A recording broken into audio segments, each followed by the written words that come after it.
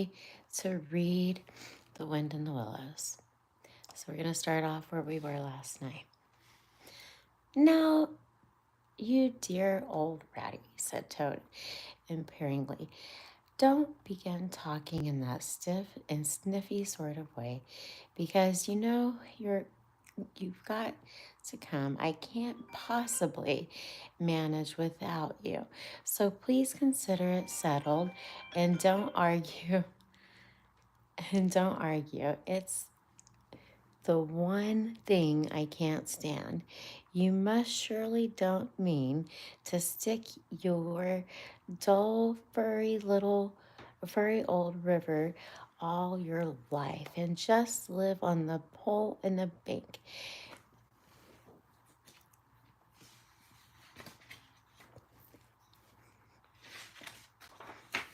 Sorry about that.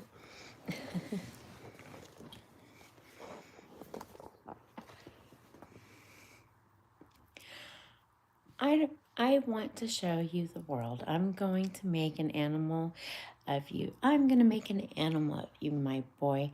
I don't care, said Rat doggedly. I'm not coming in, that's flat. And I'm going to stick to my old river and live in a hole and boat as I've always done. And what's more, Mole's going to stick by me and do as I do, aren't you, Mole? Of course I am, said Mole loyally. I always stick to you, Rat, and what you say is to be has got to be. All the same, it sounds as if you might have been, well, rather fun, you know, he added wistfully. Poor Mole. The life adventurous was such a new thing to him, and so thrilling, and this fresh aspect of it was so tempting. And he had fallen in love at first sight with the canary-colored cart and its little fitments. The rat saw what was passing his mind and wavered. He hated disappointing people. He was fond of Mole and would do almost anything to obligate him or to oblige him. Toad was watching both of them closely. Come along in and have some lunch, he said diplomatically, and we'll take it over. We needn't decide anything in a hurry, of course. I don't really care. I only want to give pleasure to you fellows. Live for others. That's my motto. During luncheon was excellent. Of course, everything at Toad Hall always was. The Toad simply let himself go, disregarding the rat.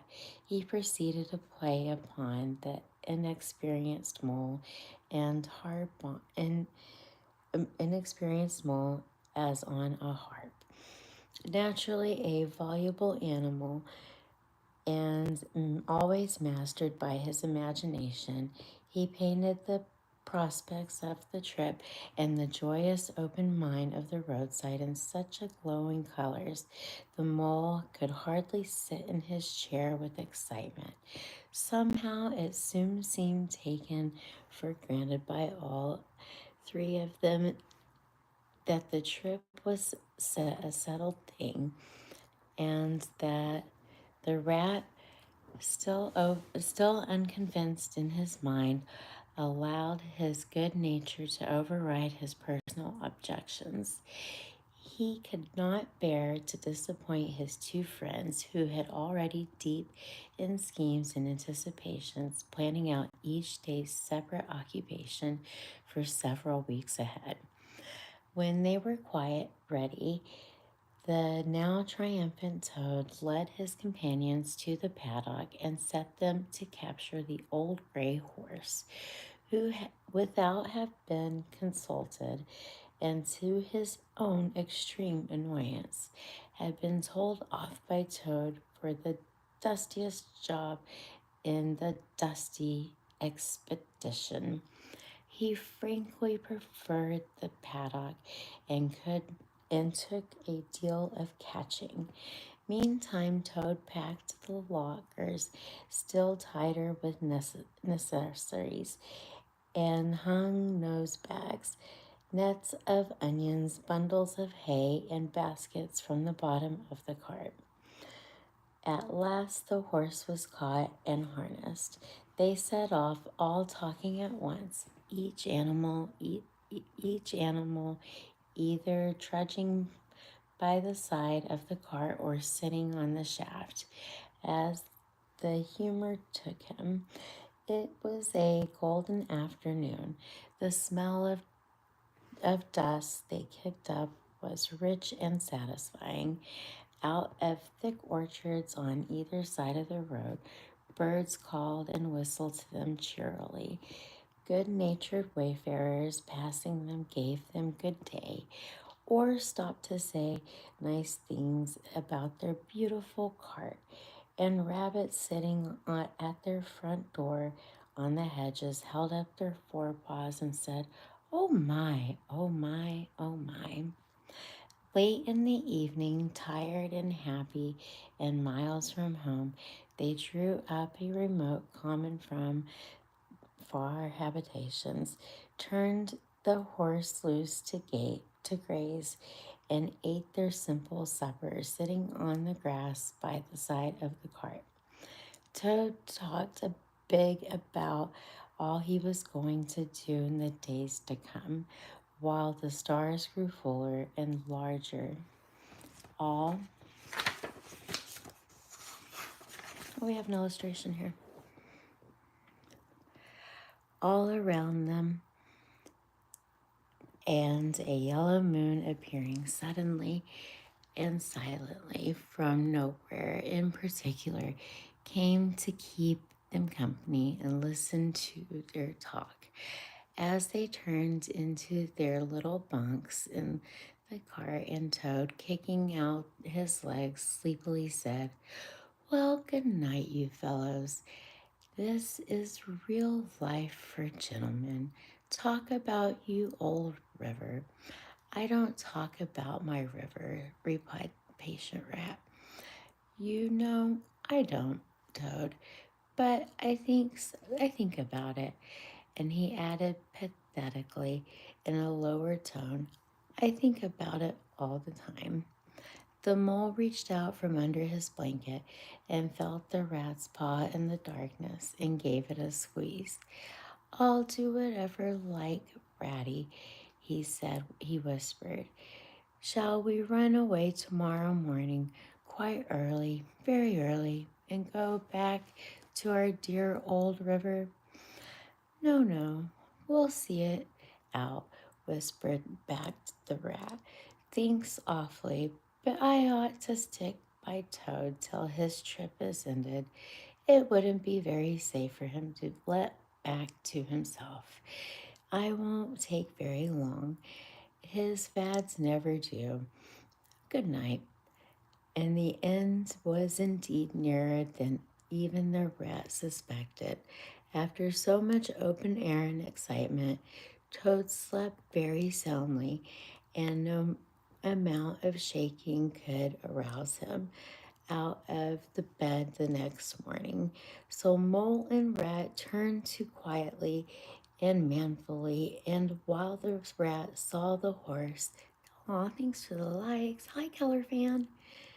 And while the rat saw the horse and lit the fire and cleared last night's cups and platters and got things ready for breakfast, the mole trudged off to the nearest village a long way off for milk and eggs and various necessaries the toad had, of course, forgotten to provide.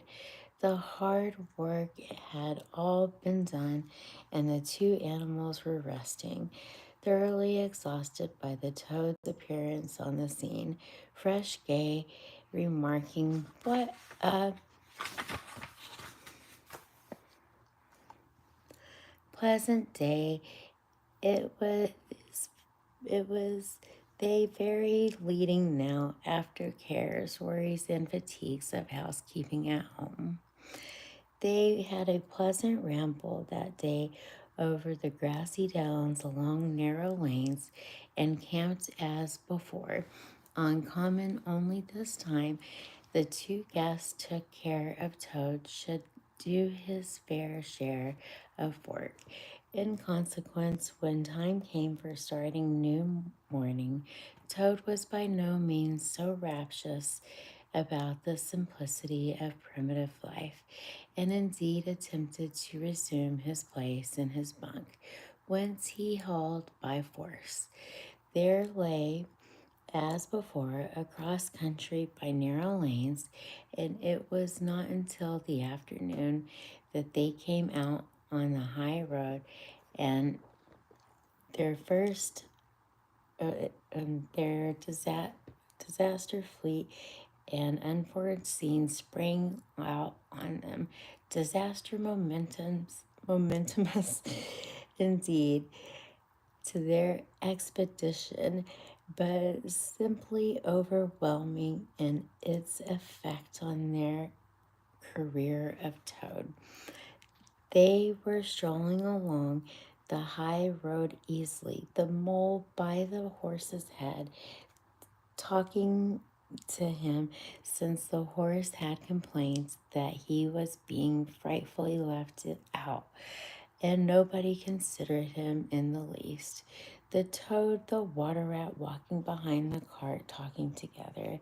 At least Toad was talking, and the rat was saying at intervals, "Yes, precisely. And what did you say to him?" And thinking out all the time of something very different. Far from behind, they heard a faint warning hum, like a drone of disaster, a disastrous bee. Glancing back, they saw a small cloud of dust with dark center of gray advancing on them at an incredible speed, while from the dust a faint boop or boop boop wailed like an uneasy animal in pain. Hardly regarding it, they turned to resume their conversation when, in an instant, as it seemed, the peaceful scene was changed, and with a blast of wind and a whirl of sound that made them jump in the nearest ditch, it was on them. All right. Sweet dreams, Crispy Cats. We will see you this time tomorrow, and we will pick up from here. Thanks for being here. Peace out. Thanks for liking the video. Please like and subscribe. Good night.